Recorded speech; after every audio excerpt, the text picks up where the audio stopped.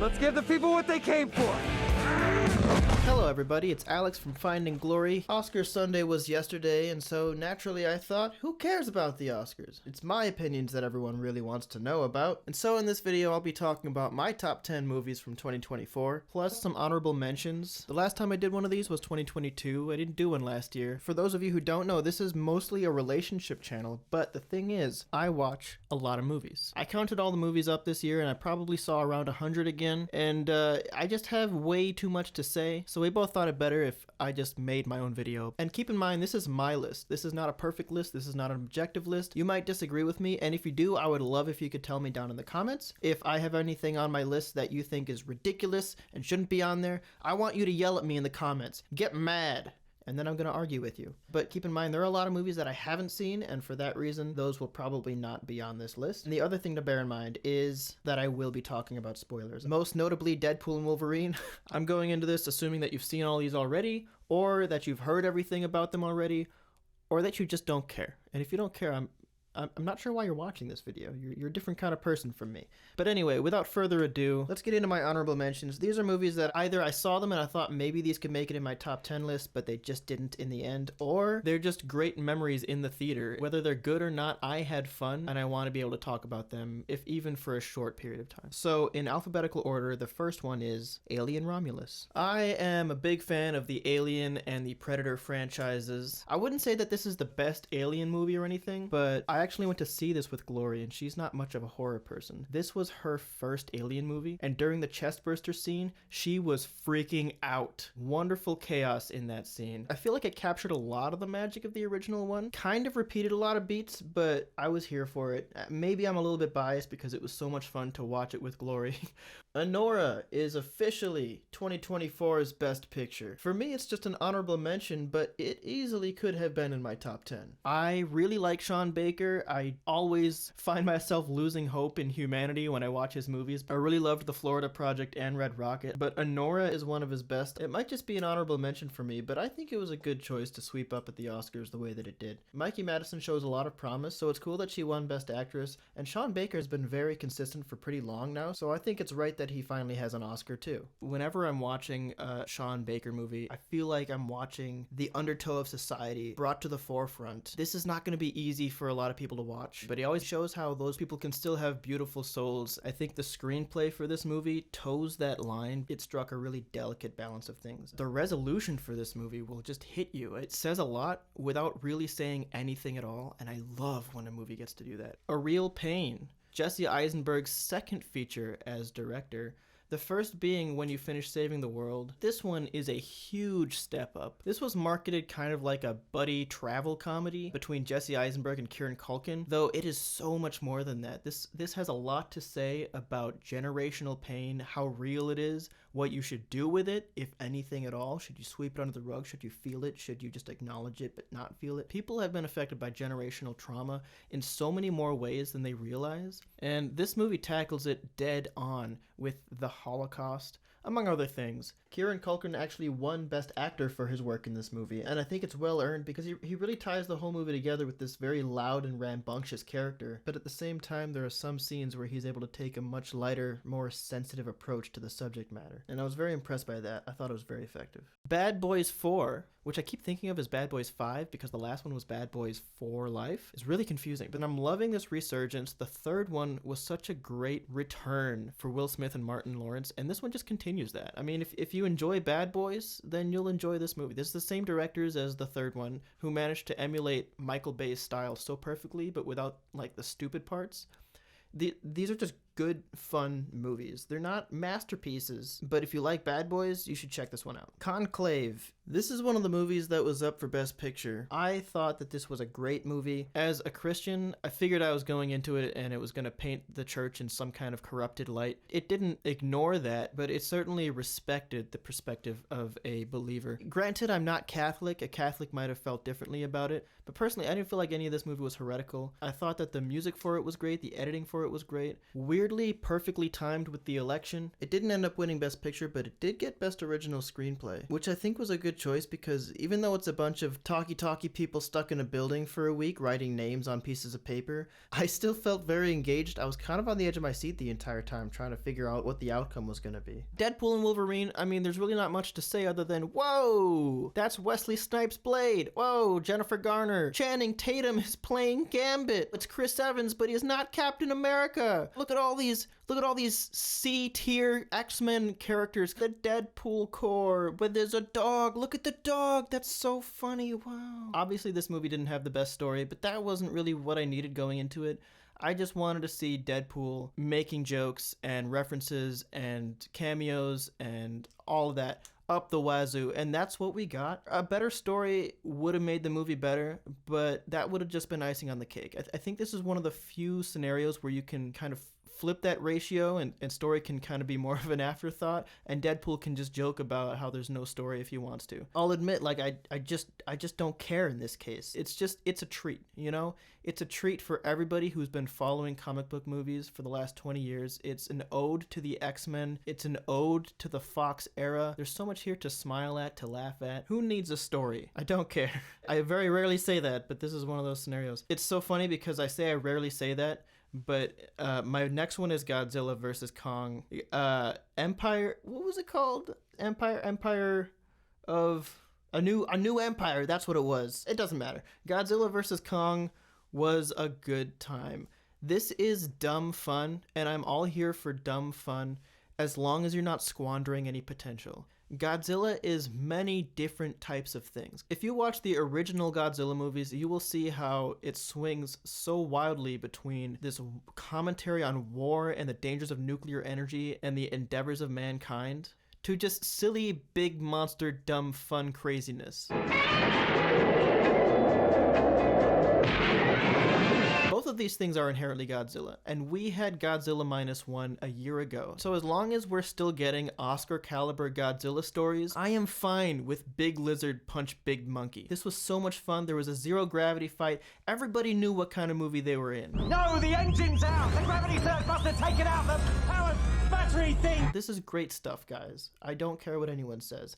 This is an honorable mention. I had a lot of fun watching this in the movie. Heretic, another movie that you might assume challenges the Christian perspective. I actually have come to really respect anybody who's willing to talk about these things. A lot of conversations about religion make people uncomfortable, but hey, this is the context of our existence we're talking about here. I respect this movie for jumping in straight head on and challenging the beliefs of pretty much anybody. It has its own conclusion, but it also ends by challenging its own conclusions. It opens up a lot of dialogue, and dialogue like that is important. Also, Hugh Grant, I feel like he's just having so much fun with the roles he's picked. He used to be a rom-com guy. Look at him now. I'm totally cheating with the next one, but the next one is Interstellar. Now, obviously, this movie didn't come out this year, but it was released back in IMAX screens for the 10-year anniversary. This was actually the best theater-going experience I had all year. And so for that reason, I just want to put it back in here because I don't know if I loved this movie when it first came out, but boy, was this just an incredible, breathtaking, and beautiful experience on a big IMAX screen. I shed a tear at one point just with how beautiful the shots were. Honestly, I could talk about this movie for a long time, and if it was a new movie that came out this year, it definitely would have been in my top 10s, just so I could say more about it. But for now, I'll just say, if you ever get the chance to go see Interstellar on an IMAX screen, do it. Do it. Juror number 2 is probably Clint Eastwood's last movie. What is he, 92, 93? This is pretty much 12 Angry Men, but the one guy that sways everybody's opinion on the jury knows that the suspect is innocent because it's actually him that did it. He finds himself in a serious moral quandary because he's not a bad guy, but unfortunately it falls pretty much entirely on our main character's shoulders to decide what the right thing to do is, and it's really not clear. So it's a pretty interesting meditation on the scales of justice and everything. It really flew under the radar because Warner Brothers messed up the release of this and pretty much nobody saw it, but I believe it's on HBO right now, and I think you should check it out if you want a really good quality drama. Sing Sing is a pretty cool movie that came out earlier in the year. It was up for Best Picture among other things, though it didn't win anything. This is actually a true story about a group of prison inmates at a prison called Sing Sing who start a drama club. They learn to process their emotions through the arts through acting. It's a really delicate screenplay, diving into these characters and their emotions and, the trauma that they're trying to process and this idea of freedom that's just barely out of reach. And it's so well acted, which is awesome, because one of the coolest things about this movie is that a lot of the former inmates from the Sing Sing prison who participated in this program, the true story of this program, are actually playing their characters in the movie, which I think is so cool and really very unique. This is a unique movie, but it definitely went unnoticed by a lot of people earlier in the year. So highly recommend Sing Sing. And my last honorable mention, some people might be disappointed by this because it's not in my top 10, but that is Wicked. I really enjoyed Wicked. It's extremely well put together, amazing production design, amazing cinematography. It won Best Costume Design, and of course, great singing, great acting. I've always been a huge fan of Cynthia Erivo ever since I discovered her in Bad Times at the El Royale. I always thought she has a bright future ahead of her in the film industry. And Ariana Grande, on the other hand, I think that she is often underrated as an actor, and I think that she has some serious acting chops, and people just tend to know her as a singer, but she does a great job in this movie as well. And I also want to give credit to John M. Chu, who makes sure that his actors are actually singing on camera as much as possible. It is a huge pet peeve of mine when a character is just moving their mouth along with ADR singing. I hate that. You can spot it from a mile away. Wicked didn't feel like it did any of that at all. I love watching a movie musical adaptation hit the zeitgeist in popular culture because I actually really love musicals and it's really fun to watch them have their moment. It just didn't really vibe with me on the way that it needed to be in my top 10. Unfortunately, there's just 10 other movies that I just felt like I connected with deeper or had a more enjoyable time in the theater, which is why it didn't make it onto my top 10. Okay, that's it. That's all my honorable mentions, and now we're ready to get into the big ones. Starting with Civil War. This is the latest from director Alex Garland of Ex Machina, Annihilation, and Men, unfortunately. This is the movie where the United States is at war with itself. California has teamed up with Texas to create the WF, or Western Forces, and they are fighting against the rest of the nation for reasons. We don't know what the reasons are. Kirsten Dunst plays a wartime reporter who sets out on a very dangerous mission to the White House in the hopes of getting a quote from the president. One of the reasons this is in my top 10 is because it was such an amazing experience watching it in the theater. The sound design for this movie will grab you. There are scenes where they're navigating through war zones and the gunfire feels so gritty and realistic. Sometimes there's no background music. It feels very authentic. Every gunshot feels like a gut punch. Every grenade made my butt shake.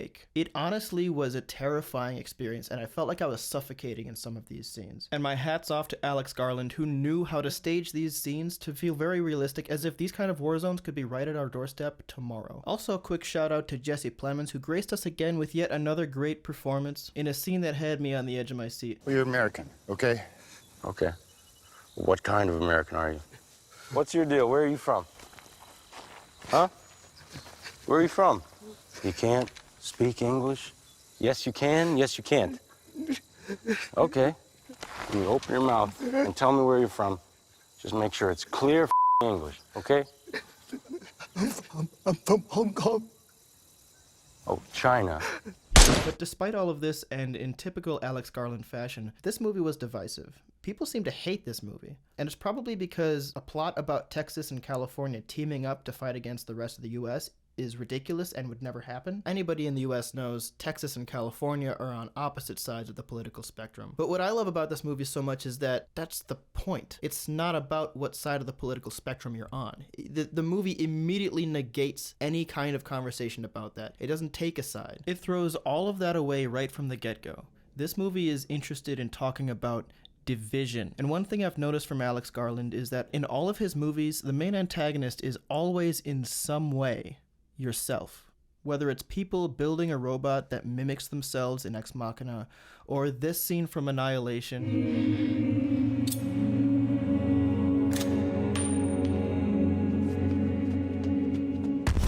Alex Garland seems to love telling stories about people's tendency to self-destruct, and he tells that story again on a national level. People's divided reaction on this movie is so perfect because this movie is only interested in holding up a mirror to the US. There are liberals who will watch this movie and feel like it's being conservative, and there are conservatives who will feel like it's being liberal, and they'll get angry about it without realizing that California and Texas have literally teamed up in this movie. Get over it. Look at what you're doing. You're causing division. That's what this movie is holding a mirror up to. You. Civil War is trying to say that division runs deeper than politics. It's a lack of understanding and a lack of empathy, and an unwillingness to develop those things for a person who you disagree with. I so wish that the whole of America had received the message of this movie instead of what seems like half the country ironically rejecting it. If two people can't understand each other, then they're never going to respect each other. And if the people of this country can't learn that, can't understand that, then sooner or later, these war zones will be at our doorstep. Saturday night. I tend to watch Saturday Night Live pretty regularly. I like feeling connected to Hollywood, and to think that this season they're celebrating 50 years of SNL is a pretty incredible achievement. We had SNL 50 just a couple weeks ago, but I love that we had this movie to kind of honor the origins as well. And I gotta say, going into this movie, I got exactly what I was hoping for. Just look at this tagline. The writers are inebriated. The set is on fire. The sound system is wrecked. The actors are physically assaulted each other. The crew is in open revolt. They have 90 minutes to figure it all out, or the network is pulling the plug. That's exactly what we got. 90 minutes of showbiz chaos before history was made. The movie is almost in real time. It definitely expands and contracts certain periods of time here and there, but it doesn't feel like it in very little. It really feels like you're following Lorne Michaels for exactly 90 minutes from the moment that he enters the studio until the moment they roll. And if you watch the first episode of SNL ever, and then you watch this movie, there are so many little tiny details and fun references to what happened in that episode. It's very rewarding. But the best thing about this movie, and I have to give so much credit to this, is the casting.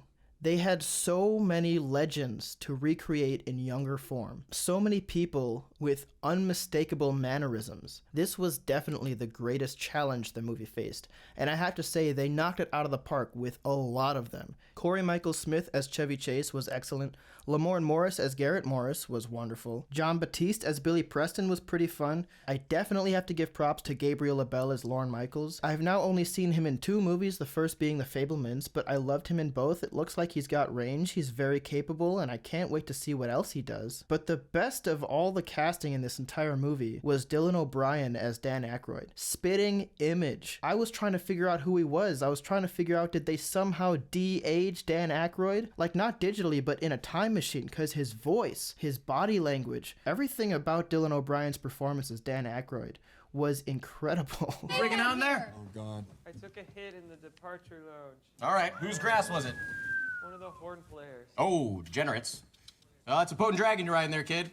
What you smoked was a sacred strain from the Isan Plateau of Thailand, I believe. The best plateau. Make no mistake about it, that stick's probably stronger than a bull elephant. Not to be forgotten is director Jason Reitman, who had to find a way to direct all of these actors. Sure, maybe this movie took some liberties as to what actually happened that night, but the final result, in my opinion, captures the essence of showbiz and the heart of SNL perfectly. I don't see a lot of people talking about it, but when it came time to make this list, it stuck out to me. So number 9. Moving on. Dan, how the do you pronounce this?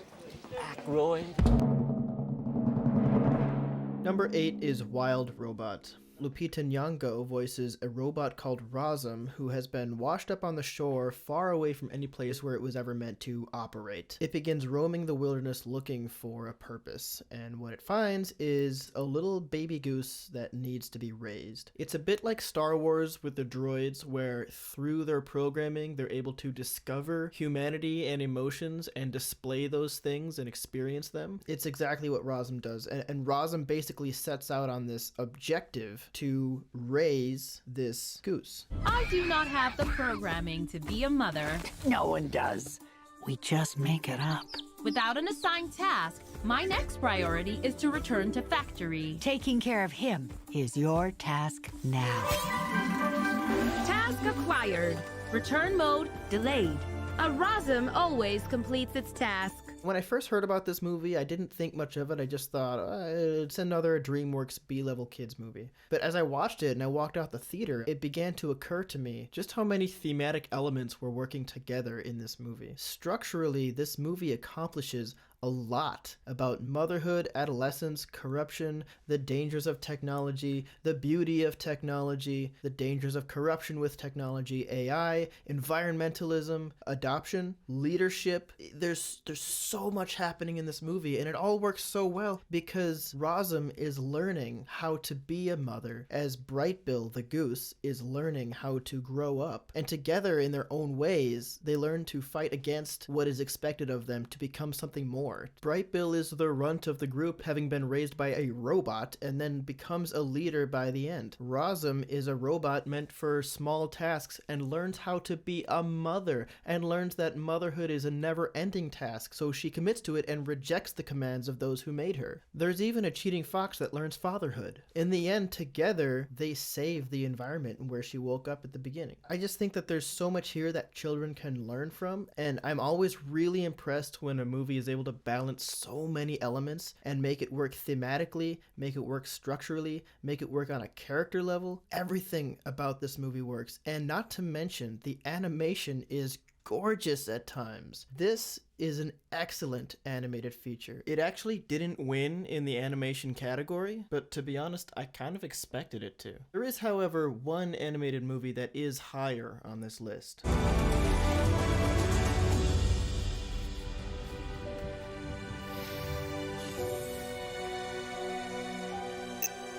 Roz?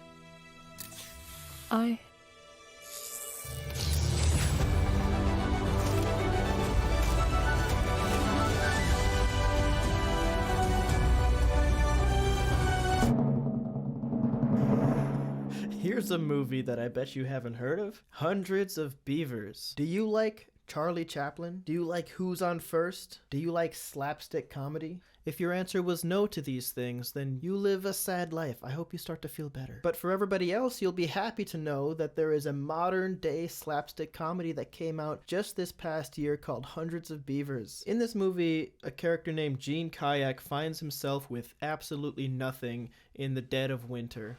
But in order to feed himself and eventually to just be successful in general, he starts learning fur trapping. He starts learning how to capture beavers, but it's not long before the beavers start fighting back.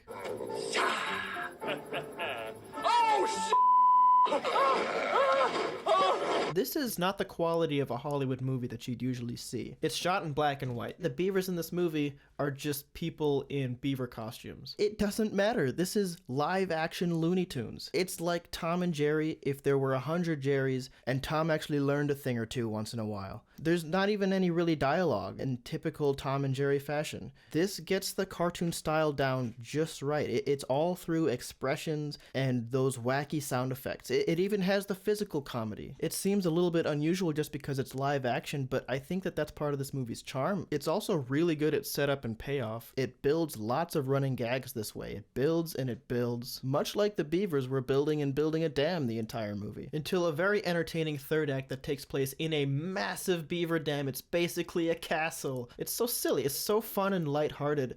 I gotta say, I don't feel like we get comedies anymore. I feel like comedies are just a Marvel movie that has comedy in it, or an action movie that's an action comedy, or you have a horror comedy. There's no just comedies. Remember when spoofs were respected? Epic movie, disaster movie, they ruined it, but we used to have things like Monty Python and the Holy Grail. We used to have Airplane. Surely you can't be serious. I am serious. And don't call me Shirley. It wasn't that long ago we were getting hangover movies. Remember Austin Powers? I miss that. Honestly, it looks so silly and stupid, but this movie is genius. I'm so happy that it exists. I hope we get more. I hope that people will come back to these someday, because it's kind of a sad day in Hollywood right now with how poorly that genre is doing in the box office. You may be scratching your head at this one, wondering, Alex, what are you doing? Why are you doing this? But I urge you, give this movie a shot. Allow it to put a smile on your face. Let's bring slapstick back.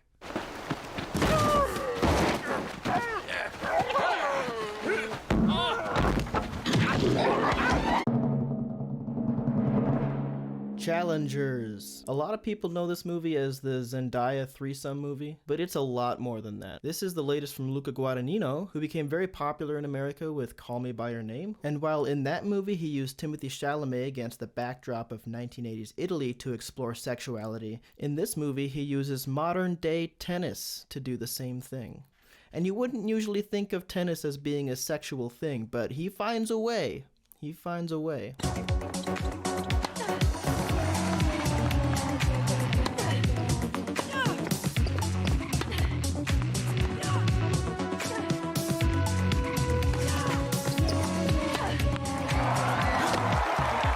That's the weird thing about this movie, is that that actually worked. This metaphor that a tennis match is like a relational thing, like players are in a relationship with each other, and there's push and there's shove and there's understanding and there's disagreement. And Luca Guadagnino takes this and uses it to thoroughly explore this love triangle between two dudes and Zendaya.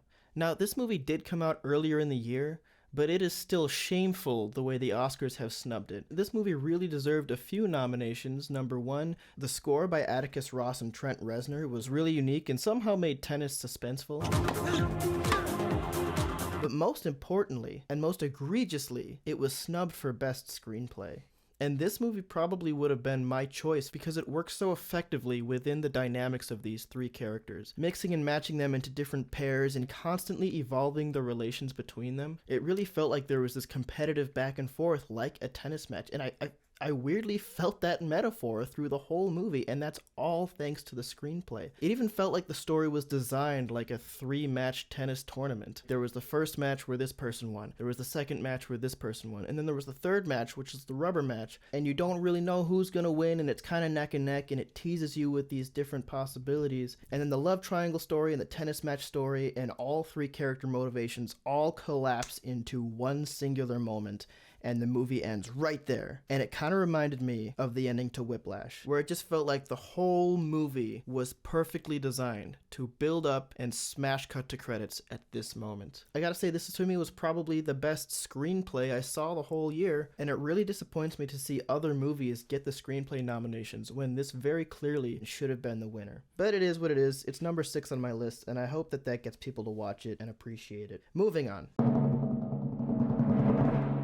Number 5, Inside Out 2. This is the other animated movie on my list, and this one is a sequel. It can be difficult to make a sequel that expands on the ideas of the original, but in this movie we really are watching Riley grow up. We're watching her navigate a completely different chapter of her life from the first Inside Out, when she was really just a toddler dealing with rudimentary things like sadness. This movie makes a very wise choice to fast forward to puberty, and I thought it was so cool how it represented the challenges of puberty, the new emotions that come out of nowhere with no prior warning, the sudden desire to care about what other people think about you, that kind of self-consciousness and embarrassment that can develop during grade school. But most notably, and the one that this movie wisely zeroes in on, is anxiety. A lot of people experience anxiety at this point in their life, and your sense of self is kind of at risk because you really don't know who you're going to be yet. And that's what we're seeing in this movie. Anxiety comes in and pretty much takes over the control panel, banishes all other emotions. Anxiety starts hijacking her sense of self. And the part that hit me was that Riley experiences a panic attack towards the end of this movie.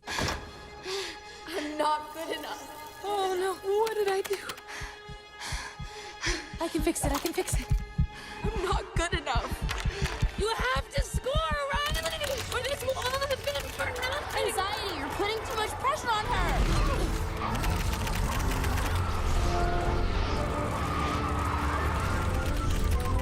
Anxiety struggling to maintain control as your emotions flood your thought core with memories in a desperate attempt to restore your sense of self is one of the most creatively genius pictures of an anxiety attack that will perhaps ever be presented to us on the big screen. And I don't even really experience panic attacks myself.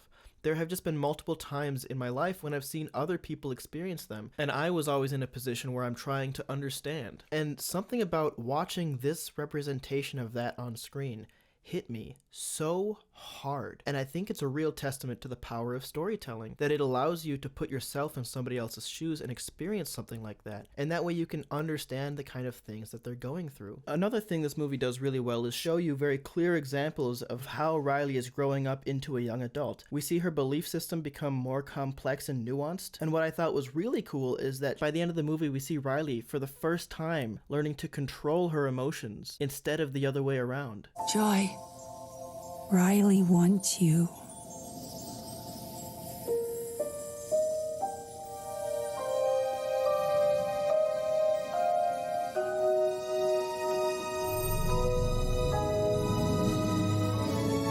I think this movie is a brilliant counterpart to the first Inside Out, and it reminds me a little bit of Toy Story, where there's going to be a generation that grows up with this franchise, and if they keep treating it with this level of care, as they did with Toy Story for 4 movies now, we're going to end up with people in their 20s and 30s that literally use Inside Out to process their own emotions. And they're going to have that really strong and special bond to the story, the way that people right now in their 20s and 30s did to Toy Story. I was actually surprised this movie also didn't win in the animation category. The Academy decided to go with a movie called Flow, which I watched that movie, and that's a great animated movie too. I'm happy for them for winning the Oscar. But personally, I would have gone with either this movie or Wild Robot in a heartbeat before I went with Flow. And out of all of them, this is the one that I really connected with.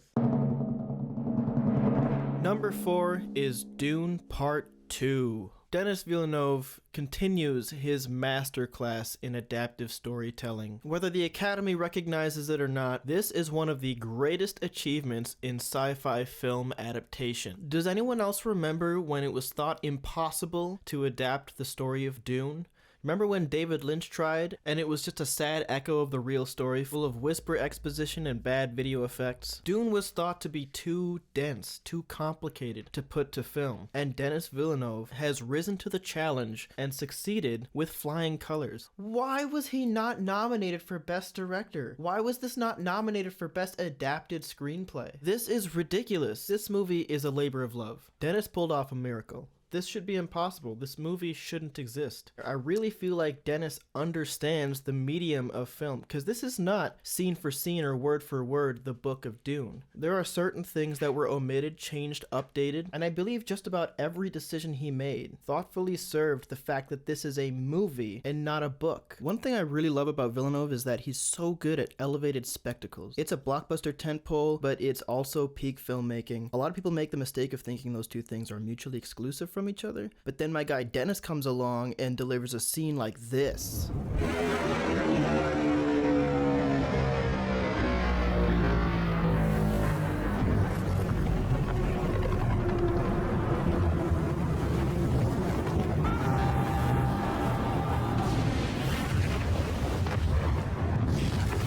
What a beautiful movie this is. And that is one of the Oscars that this movie was up for. The cinematographer Greg Fraser is doing some of his best work here. I think every frame was a painting in this movie, capturing the vast scale of Arrakis and the different landscapes that this world has to offer. We actually saw the Harkonnen homeworld in this movie, and they made this awesome decision for it to have this sun that gives off like negative light. Everything on this planet looked like it was photo negative in a way. It's such a cool idea. That's just what I'm talking about, that this movie goes so above and beyond the surface level entertainment that you'd expect from a spectacle like Transformers or Jurassic World. This is what the big screen is for. I'm sorry, but I think this absolutely should have won Best Cinematography. The Academy went with The Brutalist, and that's a great movie with great cinematography, but once again, I would have assumed Dune to be a lock for that category, and I even would have given it to my number 1 ranked movie before I gave it to The Brutalist, but we'll get there.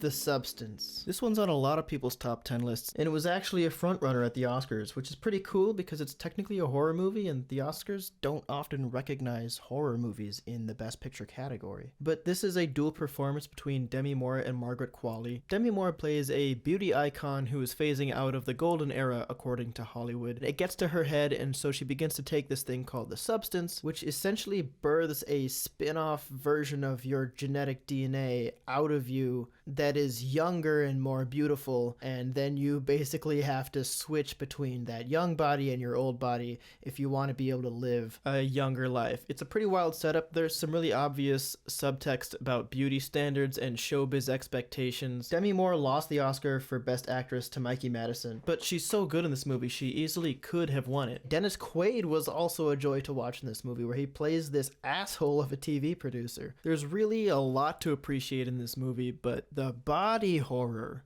oh my goodness, it is disgusting. If you are queasy, do not watch this movie. There was so much audible reaction in the movie theater when I went to see this, because this just constantly has disgusting body horror. I mean, there are some scenes, like there's one where Margaret Qualley just pulls a drumstick out of her belly button, and it's just especially with the sound design. Like, everything about this movie is meant to accentuate the body horror, because we're telling a story about the horror of body dysmorphia. Also contributing to this effect is the cinematography, which draws a lot of inspiration from the psychological parasites of Stanley Kubrick, and the editing. Both of these things to me felt expertly designed to instill a feeling of unrelenting insanity in my head.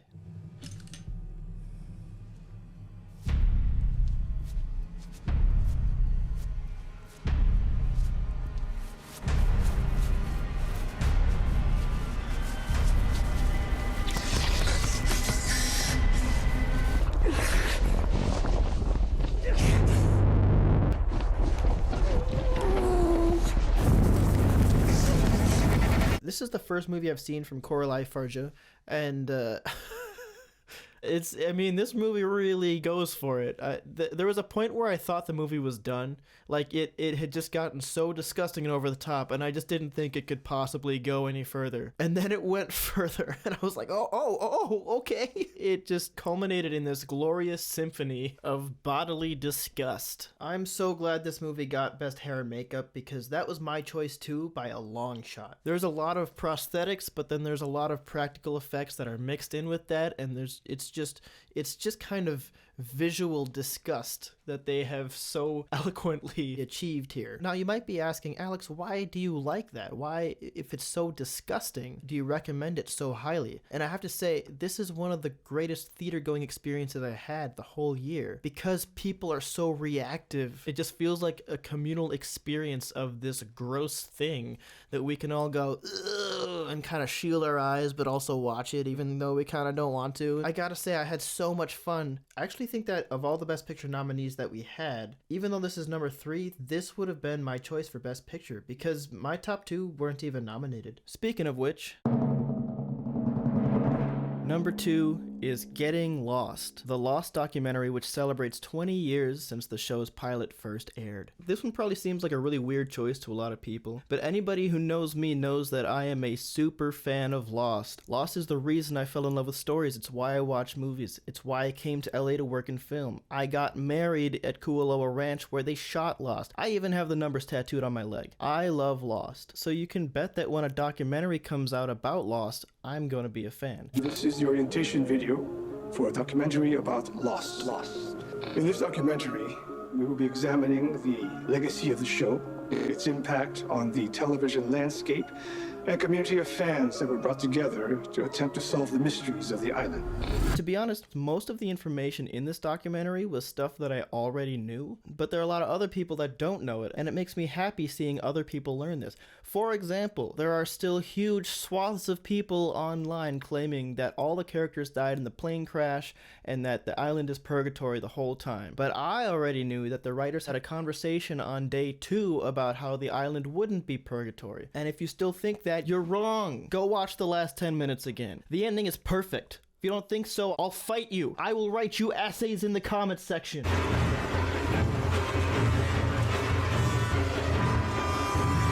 That's not to say there weren't some interesting things in this documentary for me. One thing I really loved is that the show spent a lot of time on the atmosphere among the fandom at the time that the show was airing. It even went so far as to interview some of the popular podcasters and other people who had social media presence relating to the show, because that was so important to Lost. And that was like a new thing for television at the time. There were so many forums and podcasts popping up trying to solve the show's mystery, and it was this electric atmosphere of theorization, and that's something I never got to experience because I watched it after the finale had aired. That was pretty cool for me, and and it even went as far as to talk about the most recent allegations about the unhealthy work environment in the writer's room. It was pretty cool to see the writers acknowledge and comment on that. So there's really something in this documentary for everybody. If you watched the show and you loved it, you're a fan, or even if you watched it and you just hated it, and you like to say that the writers were making it up as they went, I would still recommend this to you because it really sets the record straight on a lot of things. Hey man, love the show, hated the finale. Love the show, but the ending sucked. How many times have I heard that? For me, I think what made this documentary so special is that it's not actually an official documentary from ABC. This was a fan project. Somebody felt compelled to do this, so they started interviewing some of the smaller names, and then it caught on. And the actors began to hear about it, and the writers began to hear about it, and they started interviewing bigger and bigger people, to the point where they got pretty much the entire cast, even some of the biggest names like Evangeline Lilly, and they got the showrunners. To me, that was really heartwarming to think that all these people came together even after all these years. 2024 was actually a big year for me because there were a lot of lost events. There was a live in concert event in Hawaii. There was even a fan meetup there that we went to, and to be honest, I felt like there were only going to be like 4 people there, but there were like 200 people that showed up for this, and they also are the kind of people who can name every episode title in order. I have felt alone in my love of Lost for over a decade, but no more. 2024 is the year that I found my people. And it felt like this documentary capped off the year nicely. It made me feel like Lost is still in the conversation, especially with its return to Netflix. So I urge you to check this out. I had to drive for about 2 hours to catch a screening of it, but it is available now online on a couple different platforms. If you've never seen Lost, do not watch this. There are heavy spoilers. You should go watch the show. And then afterwards, if you have any questions, you can come to the comments section and ask me, because I have all the answers and I don't know what to do with that information. Please talk to me about Lost. I want some friggin' answers! Okay, this is kind of a dangerous rabbit hole to be dancing around, so I think it's time to move on to number 1. Number 1 is Nosferatu. Nosferatu! There's been a lot of me complaining about the Oscars in this video, but I'm gonna do it some more. Because Robert Eggers has made 4 masterpieces now. This one even better than the last one, which was The Northman, and that was on my top 10 list last year, and I was complaining about his snubs then too. It just seems so ridiculous to me that movies like Emilia Perez are being nominated for Best Picture, while Robert Eggers is over here making masterpiece after masterpiece. What is it? What's the issue? Is it the mustache? Is it the wang? What does Robert Eggers have to do to get the nominations for Best Director, for Best Picture? This is the first year in a while when I just didn't know what to pick for Best Picture. Nosferatu was gonna be the one for me. This to me is the most perfect and fulfilling movie that came out the whole year. I don't think that there was a better person than Robert Eggers to adapt Nosferatu again. He just knows how to put sound and image together to create these visceral nightmares. Within 60 seconds of this movie, my heart was pounding out of my chest.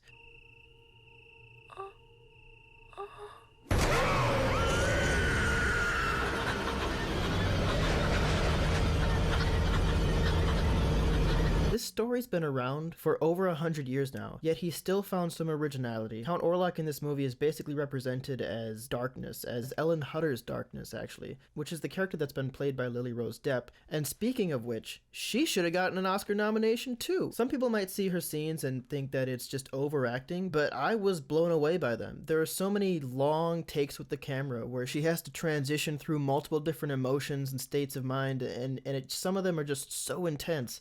I'm not sure I've ever seen Johnny Depp's daughter in anything else, but I was thoroughly impressed by her performance in this, and I thought it was really cool that this movie kind of developed that character a little more. Robert Eggers is making sure that this is his Nosferatu, and it's really kind of a difficult tightrope dance to walk where you're adapting something like this. There's a lot of daring decisions that are being made in this movie that if they're not handled correctly, the movie could have just fallen flat on its face. And I think one of those is the depiction of Count Orlok. Bill Skarsgård continues his trend of just completely transforming himself. I mean, you cannot look at these characters and know that they are all played by the same person. And it's not just the hair, the makeup, the wardrobe. He's changing his mannerisms, and his voice, the accent that he goes for, is a big swing. You are late.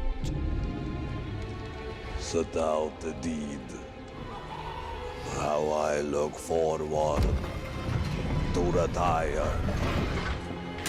to your city of a mother mind. And I think he pulls it off. That's one of the things that the original Nosferatu didn't have to deal with because it was a silent movie. But when you have someone like Robert Eggers in charge, sure enough, this movie comes together. Now, it did get nominated for cinematography, production design, makeup and hairstyling. It didn't win any of those awards, but at least it was nominated. That's more than The Northman ever got, so maybe we're headed in the right direction. Robert Eggers' chance to shine at the Oscars will have to wait for yet another time, but it will always be 2024's best picture in my heart.